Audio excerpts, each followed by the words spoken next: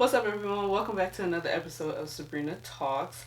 Hope you're doing well. I want to say a happy Pride Month to all my LGBTQ people, my friends, my loved ones, all of y'all. I hope you're having a good Pride. I know the world's kind of going crazy, but I hope you find some time to find some joy and some love for yourself and for the community this month. Now, I originally really wanted to kick off this month on the 2nd, but the world had other plans. So I took a week off because we wasn't doing that. So we're back, we're a little more sane, and we're excited to talk about Moonlight. Now, Moonlight is a film directed by Barry Jenkins that came out in 2016. It's based off of a play by Terrell Alvin McCraney titled In Moonlight, Black Boys Look Blue. Moonlight is a story about a young black man named Chiron, and he's growing up in the 1980s in Miami. You see 3 sections of his life where he is a child, where he's a teenager, and when he's an adult. As with most coming of age movies, he's kind of figuring out who he is, where he fits into the world, and where he kind of fits in with his environment. You might have heard of Moonlight back in like 2017 during Oscar season, because they had a whole fiasco at the Oscars where the announcer said the wrong title for the award. Originally they said La La Land. And the Academy Award for Best Picture. La La Land. They was like, ooh, just kidding. It's actually Moonlight, so they ended up actually winning the award. There's a mistake. Moonlight, you guys won Best Picture. This is not a joke. Moonlight has won Best Picture. The Oscars fiasco aside, let's talk about my thoughts on this movie. Let me give you a little background. This movie came out in 2016, but at the time I was like, oh, this looks interesting. But in 2016, I wasn't really into movies like I am nowadays. I was just like, especially Oscar movies, because I was like, this is probably gonna be some like bougie, pretentious, hoity-toity kind of movie that I'm just gonna be sitting here like, what was that supposed to mean to me? So I kind of just brushed it off for a little bit, and then award season came around and it was getting some acclaim, but I was like, oh, I need to go watch that. And then I think I just, you be having them list of movies that you're like, oh, I need to go watch this, and then at some point your list gets too long and you start forgetting some. That's where I was with Moonlight. So I attempted to watch it one year with my best friend. We both, I don't know, something happened with the internet. It was acting funky. We didn't end up watching it. So come late May, I'm finally like, oh, I want to finally watch Moonlight. I was like, ooh, I can watch it and then review for Pride Month because I knew it was an LGBTQ story. So I was like, this would be perfect. So I watched it, fell in love. I love this movie. It's so good. Like, there's like movies that are good because they entertain you and they kind of make you laugh and they're just like, oh, well, that was a fun old time. But this movie is just beautiful. Like, it is a work of art. To me, it's the epitome of like a film. There's like movies and there's films. This to me is like a film. One of the things I love is that it's such a subtle movie. Like, the main themes of the movie is not hitting you over the head. You're not getting smacked by it every 5 seconds. You're not sitting here like, oh my god, okay, I get it, director. I know what you're trying to say. Like, the story encompasses a boy's life, so it feels realistic. Everything about it is not, usually in some movies that want to hit you with a message, they be like, message! Take this message, and you're like, all right, I got you, I see you. But this one, it's like, message, oh, here's a message. And it's just so subtle that I love it so much. There's a bunch of topics that are just kind of illustrated in the background or in like a subsection of the plot, I guess you want to say, that you don't fully pay attention until you maybe watch it a couple times, or you're like, I wonder if they were trying to say this about that, or if they were trying to give an example of something like this. So like 2 topics at least I saw in the movie is the showing of like the school to prison pipeline and masculinity in black culture. The masculinity one is a little more shown, but the school to prison pipeline, drugs in neighborhoods, living up in a poor neighborhood, all of that kind of combines together, and it's just background or like little pieces of the plot, but you're so focused on the characters that you're like, oh, wait a minute, like, they're trying to say, they just proved that, or they're trying to say that, or like, I love it. Now, speaking of the movie focusing on its characters, this movie is such an intimate movie. Like, you're really up close and personal for a lot of the shots. You're really only focusing on so much characters. Like, there's not really like 6,000 characters you need to keep track of, and what this person's plot line is. It's really a story about Chiron.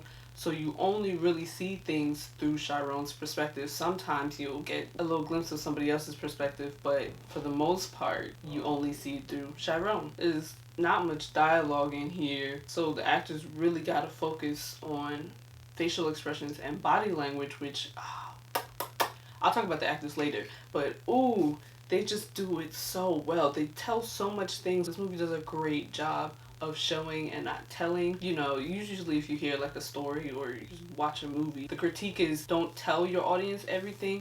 Make sure you can show it by somebody's actions, their facial expressions, you know, things going on in the background. So that way you're not making your audience feel stupid by telling them everything that's going on. Another thing I really love about this movie is you get a slight sense of what it's like growing up in the hood, because like I said, this takes place in Miami. It's a poor neighborhood. So you see what it's like when there's drugs in your neighborhood, and you see what it's like when, you know, your parents are working and some of them just don't pay attention to you, and you kind of see what it's like for the kids who are going through this, and how they interact with each other. Also, since you're getting kind of a glimpse of what it's like to live in a poor neighborhood, they don't focus and rely on stereotypes, which I love, because it's refreshing, where it's like it's a story about a young black man growing up in the hood, and there's no, you know,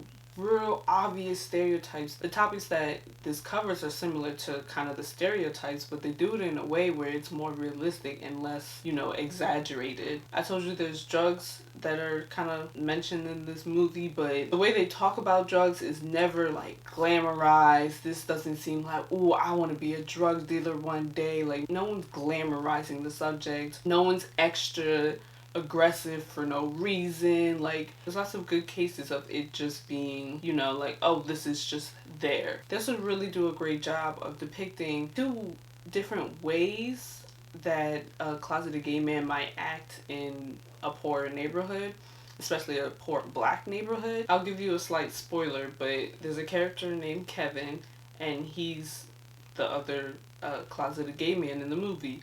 Now, both of them act in certain ways, definitely based on personality and definitely based on the fact that they are both closeted. Both of them are, you know, closeted gay men, but both are acting in a different way to make sure they're still, you know, being closeted. Chiron's just kind of chilling. If you say he's gay, he's like, just doesn't make any comment on it, or he'll just be like, no, and, you know, don't try to prove nothing. Kevin, on the other hand, he's trying to prove that he's not gay and trying to beat you to even having the assumption that he could be gay. Both are very valid ways that someone can act in those environments.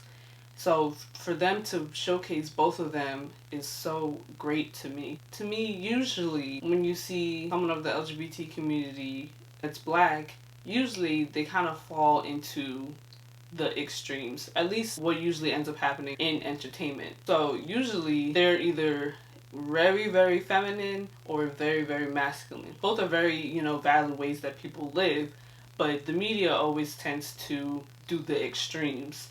Now, Kevin and Chiron, to me, fall more in the middle, because Chiron, he falls more towards the feminine side because of the stereotypes that people associate with being feminine. So he kind of fits in it like a little nudge, but not, you know, not obviously to the extreme. Kevin's masculine in stereotypical terms of being masculine, but he's not all the way at the end of the spectrum, because he's not looking for a fight. He's not beating up somebody every 5 seconds. He's not only ever talking about girls. He fits more, I want to say, like, more in the middle, but, you know, still a little masculine, which, you know, obviously is the spectrum. Also, all members of the spectrum are completely valid, but for the media, for our film to show two people who are kind of, you know, in the middle on nudge maybe on one side or another is so great because it allows young black gay men and, you know, anybody else to be like, oh, okay, there's more than just obviously the extremes. There's people in the middle, there's people maybe nudged on one side. Listen, spectrums are spectrums because people can fly all over they want. To me, it's so important that the media showcases both of them who are just kind of chilling.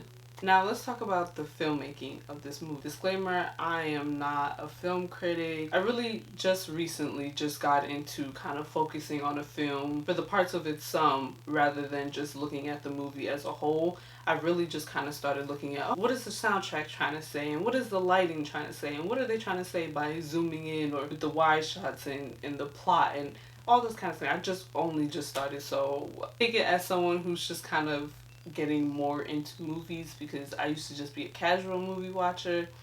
Now I'm really kind of focusing on, you know, what's going on in the movie. Moonlight's filmmaking with Barry Jenkins directing and everybody else a part of the film crew who, you know, had some input in it. I think they just did such a good job. Now, like I said, it's just my opinion, but my opinion is backed up by critics because if you go on Rotten Tomatoes, Moonlight is definitely sitting at like a 98-99%, which is obviously really good. And then if you look at the Oscars from 2016, you can see that they won Best Picture, which is one of the most prestigious awards you can get during the award seasons and at the Oscars. They also won an Oscar for Best Screenplay Adaptation, and then I believe Mahershala Ali won an Oscar for Best Supporting Actor, I think. Regardless, pretty sure they also got a Golden Globe. Like, they were like the talk during a award season. So, I mean, I'm saying it's good, but you also have prestigious, you know, bougie filmmakers who are also agreeing with my opinion. Even though they won their 2 or 3 Oscars, I still think Barry Jenkins probably should have gotten like a Best Director Oscar because he did such a fantastic job. I mean, like, in the movie, I feel like each scene has a purpose. Which sounds stupid because, you know, it's a movie, all the scenes should have a purpose in the end. But nowadays, most movies be having scenes for who knows what reason, just to have the scene. If you think about a movie and you're like, well, they probably could have cut out this scene, there's no scene in this movie that they could cut out. That's how purposeful each scene of this movie is, because you take one part out and you're gonna be slightly lost. Like, and I just think that's so impressive. Like I said, I'm not a film critic, but so that might be the basis of all really good films, but to me it's just so impressive that each scene is so pivotal and so, you know, impactful for the message of the movie. As I said previously, this movie doesn't beat you over its head with the message of the movie and the theme of the movie. However, they do have some themes that you can pick up on that's reoccurring in the movie. Like I said, it's still not beating you over the head, but you notice them if you're paying attention. So one of the things is the color blue. The color blue is mentioned and shown many a times in this movie. As I told you, the screenplay that the movie this is based off of is called In Moonlight, Black Boys Love Blue. So obviously they were going to incorporate blue in there, but they did such a great job of just little hints of blue. Like sometimes a character will be wearing the color blue, but you don't even notice because you just like, well, it's a shirt. The walls will be blue. You know, something in the background is blue. All of these things that you don't fully, you're just like, oh, well, you know, it's just the color. The way they implement it is always trying to tell you something. The same can be said for water. Water is also mentioned and shown in the movie. I mean, first of all, they're living in Miami, so you're going to see the water at the beach because it's Miami. So there's the beach scenes that's kind of recurring in the movie. And there's other little things that just kind of deal with water that always mean something. I won't obviously go into full detail with all the mentions of water and the color blue because I'm not trying to spoil the whole movie for you. But if you give it a watch, pay attention to some of those things and, you know, ask yourself, what is it trying to say? What is it trying to invoke out of you? Why do you think they put it there? Because I think it's fun to try to see what you interpret out of it. And if you do, come back to this video and let me know, or if you know me personally, hit me up and let me know. Along with the lighting and the themes, the sound design of this movie, Woo! Sound design is also as impactful as the lighting and like the camera shots, because this movie has little dialogue compared to like a normal movie. There's a good amount of scenes where people aren't talking, where it's just kind of silent. And I know you're probably like, Sabrina, silence is not a part of sound design, but it is. Good sound design also really focuses on the silent moments of the film, which Moonlight does. Moonlight features some really silent portions, or like close to silent, where you just hear like a little whisper of classical music. The silence in some of the scenes is so important, because you feel, you know, how Chiron is feeling in the moment, and you can tell just the way that the silence works with the film. There's also some parts where the sound kind of gets distorted, and those are the kind of things that kind of put you in the position of Chiron, and you can kind of feel what he's feeling just based on, you know, the way some of the sound is distorted, or it sounds like you're underwater, or if you're at the beach, how calm kind of feel, or the loneliness and the silence. You all kind of feel those as if you're Chiron. I also would like to mention that the fact that this is a movie about a young black man in,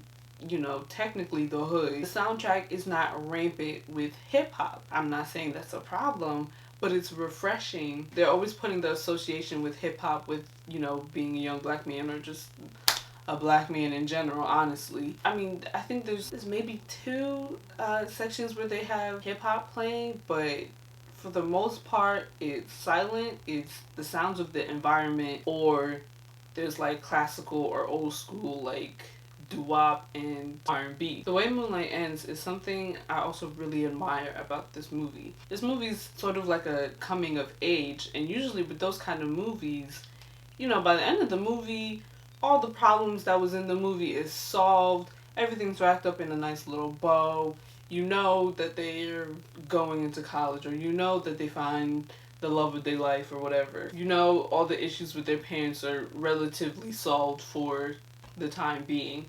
But the way this ends, to me, is so much more realistic. I'll give you this analogy. It ends where it's like you and a friend are talking. They're talking about a story that happened in their life. But instead of going, and then, you know, we hugged and everything was great, they go, and, you know, I don't know, we'll see what happens. That's kind of how this movie ends. Not everything needs to be fully told to you. You can have some liberty of having some fun and figuring it out on your own. One thing I really wanted to make sure I mentioned about Moonlight is the fact that this movie has an all-black cast. Did you hear me? I said all-black cast.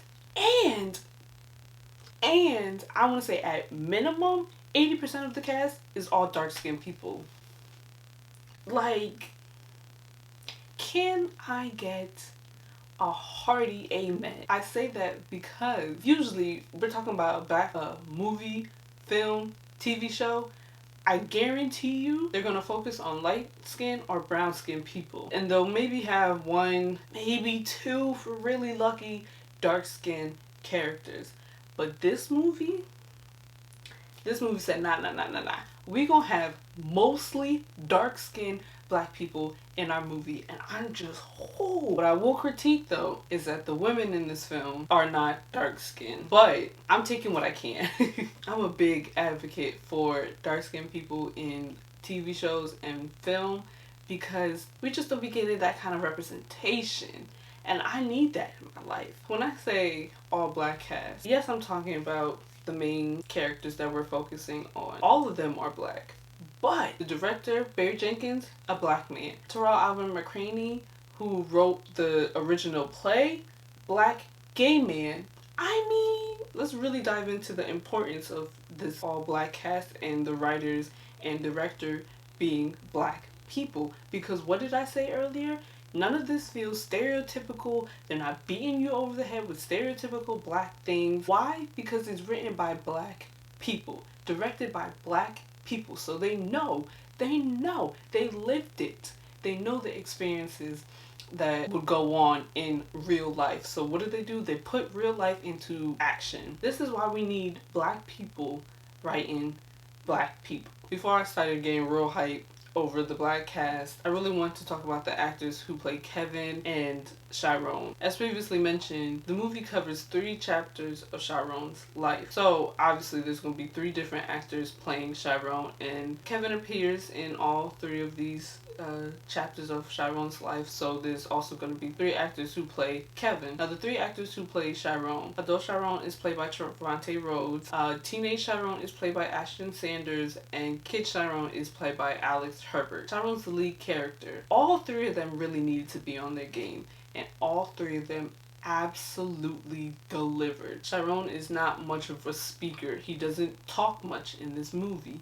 So a lot of the acting that goes into this movie is his body language and facial expression. So for all 3 of these actors to exude the same energy and characteristics that Chiron would have is magnificent. With Kevin, we don't get as much time with him because obviously he's not the main character and we're not in his perspective. But I'm still not going to diminish their role because all 3 of them are still fantastic. Little Kevin is played by an actor named Jaden Piner. Teenage Kevin is played by Jarrell Jerome. And adult Kevin is played by Andre Holland. All of them are so charming because that's one of the main characteristics of Kevin, at least to me, is he's a very charming man. He's very likable. So for all 3 of them to be charming in the same way at the various different ages is chef's kiss. Since I'm talking about Kevin and Chiron, I want to talk about the way that this film depicts their relationship. I'd say Chiron and Kevin's relationship is one of my favorite things about this movie because it plays right into what I really enjoy. Now, as you begin to watch more of my videos and hear about some of my opinions, you'll learn that I love a good subtle flirting. I enjoy the real in-your-face flirting. That's fun and all, but I really love a good subtle flirtation where you as the viewer are like, oh my, were they just flirting? Like, oh, they're trying to play it off as if they're not flirting, but they're definitely flirting because you're looking at their eyes and you're looking at the way they're acting and you're like, oh, they're definitely flirting. Now, that's my jam. What you looking at me like that for? Now, they're obviously not going to be outright flirting with each other because they're both, at the end of the day, closeted gay men. So, well, I don't know about Kevin. Kevin could be bisexual. It's the way the camera pans to Kevin's face, or the way that the camera will kind of linger on a touch, or position of one of the actors' bodies towards the other. It's just, ooh, like I said, this movie does a fantastic job of showing and not telling. So it's showing you. You're getting the vibes that they are flirting. It really sells the romance that's going on there. It really sells the romance of the movie. Usually with movies about gay men, or usually just generally the conception of the LGBT community, is that it's really sexualized. Like, the media portrays it in such an overly sexual way that if you see a gay character on a show or in a movie, it's always kind of based on the sex part of relationships and not really the romance part. This movie really focuses on the romance, the intimacy of a relationship. It's so important with the way they kind of display the relationship that goes on. I slightly spoiled that Kevin and Chiron engage in a sexual activity. I'm not going to say what sexual activity. Watch the movie to find out if you're really, pressed about it. But they engage in a sexual activity at some point in their life. And the way the movie portrays it is so focused on the intimacy of the act instead of the lustfulness of the act. And I think that's, one, romantic and very cute in my eyes. But it's also important for people to see, and for, young gay black men to see, that not everything needs to be so lustful. There's a lot of good in intimacy and showing the love of a relationship rather than just kind of the lust. It's so wonderful with the way that they chose to do it, and I really, really love it. At this point, I've gushed on enough about Moonlight, and honestly, I could go for more, but that would require me spoiling some parts of the movie, and this video would be like 2 hours long. To sum this whole review up, I greatly greatly enjoyed this movie. I've seen it about 3 times now, and it's definitely something I watch again and again later on in life. It's currently on Netflix if you want to give it a watch, which, hello, you should. Have you not listened to my whole video? Go watch Moonlight. Moonlight to me is something everybody can watch. Now, I told you I'm talking about it because it's Pride Month and I really want to showcase LGBTQ stories, but it doesn't only need to be watched because of the LGBTQ plus, you know, aspect of it. You can literally watch it just because it's a fantastic piece of film. I also think it's a really great like conversation piece, especially during the times that we are currently in, with all the protests and other people waking up to what's going on in the world and wanting to know more about what it's like to be Black in America. I feel like this is such a good like starting point. Now this is now documentary. This is not going to tell you all the things about racism. You know, it's just, I feel like it's a good starter point into if you just kind of want to be in the life of a Black person. In this movie, it's specifically a gay Black man. There's a section of the Black community that you can kind of live in for the duration of this movie and kind of feel what it's like to be in that position. If you're of a different race, or even if you're Black and you just don't pay attention to the Black LGBTQ plus community, you know, it's such a good way that you can just kind of live the life of somebody else for a little bit and kind of get an understanding of what's going on. The main message that I got from this movie, and you can get something else out of it, but the main thing that to me the movie was trying to say, in the beginning of the movie, Mahershala Ali's character tells Chiron a story. The message that I got from the story and the film as a whole was that people are going to perceive you in a certain way and people are going to try to tell you who you are, but neither of those things define who you actually are. You have to figure out for yourself who you are, and that is the most important thing. And to me, that's such a great message to put out to the world, because yes, it works for the LGBTQ plus community, but even outside of that, that can apply to anybody in this world. Alright y'all, that's it for my review of Moonlight. I hope you enjoyed it. I hope you go out and watch Moonlight. It's on Netflix. I don't want to hear no excuse about not being able to watch it, because I'm sure you got somebody's Netflix password or you got Netflix yourself, so go watch it. Once again, I want to say happy Pride Month to all LGBTQ plus people.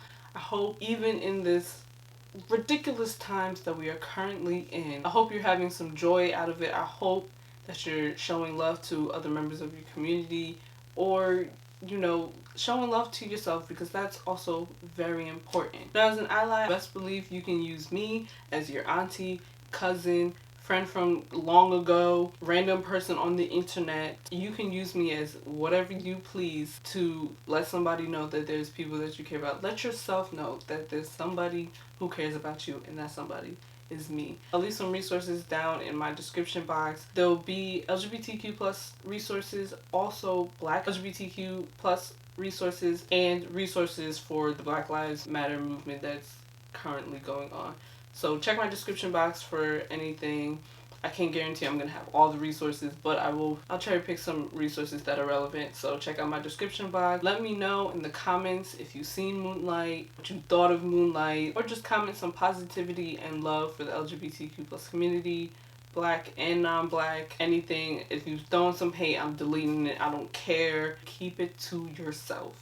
That's all I gotta say about the matter. Support Black creators. Support the Black Lives Movement, sign some petitions, donate some money, and try your best to stay healthy, because as much as the world is currently protesting, we also still very much have a pandemic going on. So please keep your mask on, try to stay healthy, eat your greens and vitamins, all of the things. So I'll see you guys next week. Funny side note about this shirt is that I got it earlier this year in February at a Spotify event, because it was Black History Month, so they were doing like a whole little Black music thing, which maybe I'll talk about another time. Obviously, my shirt said Black History is now, and at the time, you know, it was a nice Black History Month shirt, but